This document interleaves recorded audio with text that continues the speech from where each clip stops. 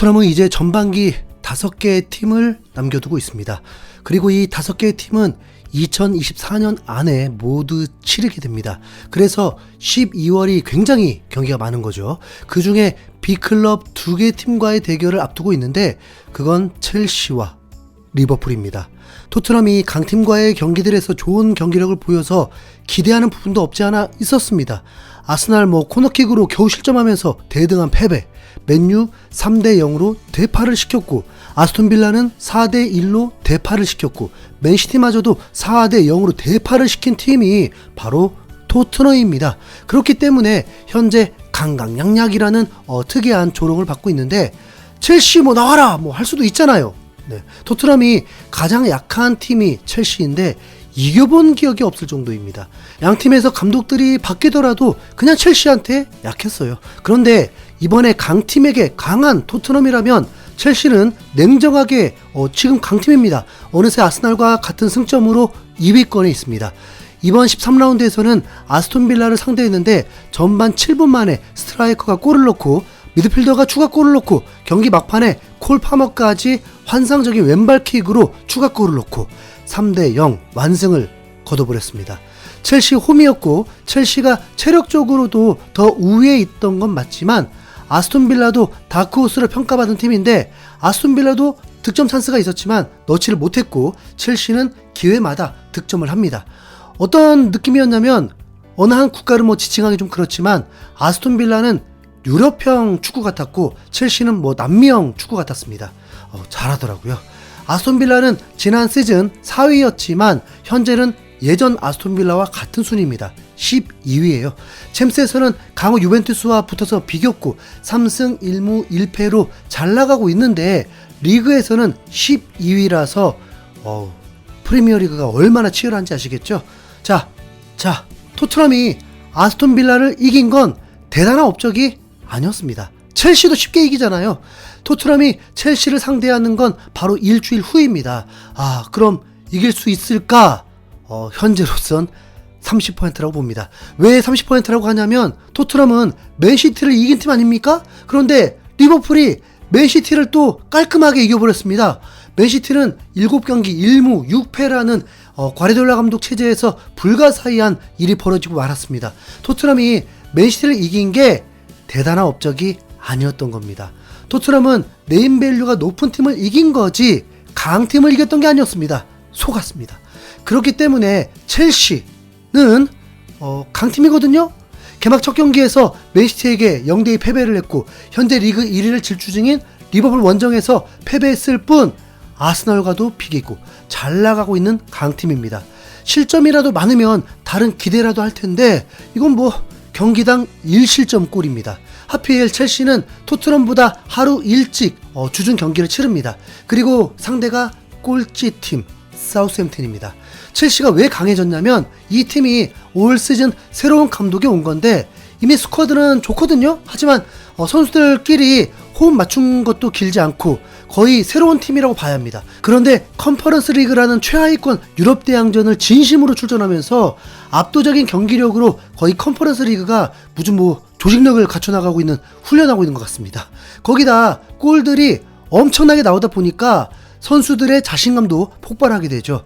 그래서 기세가 무서워졌습니다.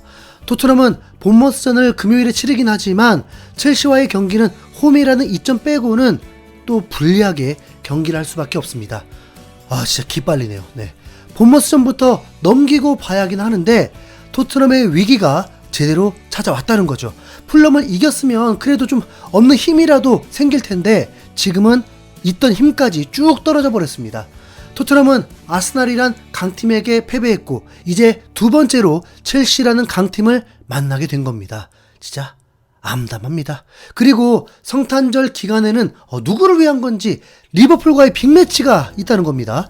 과르디올라 감독은 리버풀을 극찬을 해버리면서 맨시티가 상대할 수 없는 팀이라고 해버렸습니다. 리그도 챔스도 우승할 것처럼 축하를 해버렸어요. 과르디올라는 초심으로 돌아온 듯 맨시티를 다시 세워갈 듯한 발언들이었습니다. 토트넘이 이 리버풀을 상대한다? 혹시 진짜 저 손 떨리는 거 보이시려나? 토트넘이 완전체가 되어도 매우 부담스러운데 지금 토트넘은 정말 지쳐있는 상황이거든요. 풀럼전 후반에는 유로파리그를 뛰었던 선수들은 체력 고갈로 풀럼과 에너지가 확 다르게 느껴졌습니다. 계속 그냥 가드만 올린 채 때려라 버티겠다 뭐 그런 느낌이었죠.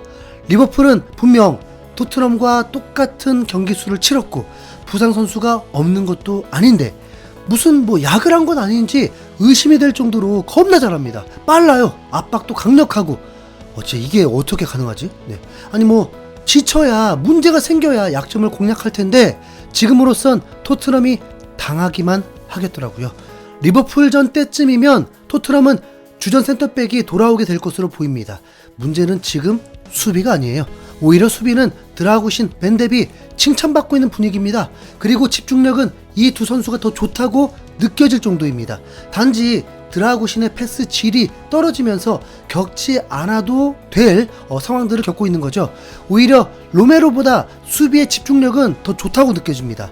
벤탄쿠르 징계 항소가 받아들여져서 5경기에서 6경기 출전 금지로 나오게 되면 리버풀전은 출전할 수 있거든요. 미드필더 로테이션도 버거운 상황이고 무엇보다 공격에 로테이션이 안됩니다. 히샬리송, 오도베르가 동시에 빠지면서 말이죠. 토트넘은 부상자 명단이 8명이 되면서 프리미어리그에서 부상자가 가장 많은 팀이 되었습니다. 엔지 감독은 전술의 변화를 주지 않겠다고 했습니다. 근데 엔지 감독은 선수들의 능력치보다 그럼 더 중요한 게 체력입니다. 체력 좋은 선수가 있어야 엔지 전술을 소화할 수가 있습니다. 이번 풀럼전만 봐도 체력에 문제가 확실히 있었고 리버풀은 32살 살라마저도 체력적으로 전혀 흔들림이 없습니다. 손흥민이 프리미어리그 최고 선수를 뽑는 질문에 살라라고 했던 게 이유가 있었나봐요. 김민재한테도 상대가 안 됐던 선수인데 참. 네. 그리고 토트넘이 에버턴을 4대0으로 이겼던 적이 있죠. 맨유도 에버턴에게 4대0으로 이겨버렸습니다. 뭐 강팀 같은 소리 하고 있네. 네.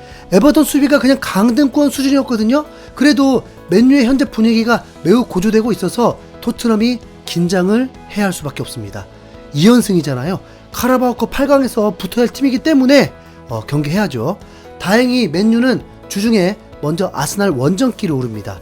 이 경기에서 맨유가 선전해버리면 이때 진짜 겁을 먹어야 하는 상황입니다. 그런데 맨유 아스날 경기에서 어떤 결과가 나오길 바라야 하나 매우 곤란한데 그래도 그냥 뭐 맨유가 이기거나 무승부 되는 게 그래도 낫지 않을까요?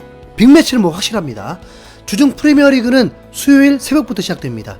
토트넘이나 상위권에 영향을 미치는 경기는 아니라서 특별히 관심이 가진 않고요. 목요일에 빅매치가 몰려 있습니다. 사우스햄튼 대 첼시, 맨시티 대 노팅엄, 뉴캐슬 대 리버풀, 아스날 대 맨유. 그쵸? 여기서 사고들이 많이 발생해야 할 텐데 기분 좋은 소식들 들렸으면 좋겠네요. 그리고 금요일에 토트넘이 본모스와의 경기가 있고 진짜 프리미어리그계를 발칵 뒤집고 있는 30대 초반 감독의 돌풍이 매우 거셉니다. 브라이튼이 풀럼과의 원정 경기를 치르는데 풀럼이 참교육을 좀 시켜줬으면 좋겠네요. 야 너희들 강했잖아. 손흥민이 골을 못 넣었다는 거 하나로 마치 한국 경제가 휘청거리는 듯한 기분인데 현재 지금 제2의 IMF 아니죠? 자 여러분 힘내십시오. 축구는 축구일 뿐 맘상하지 말자. 이상 인수용구를 했습니다. 감사합니다.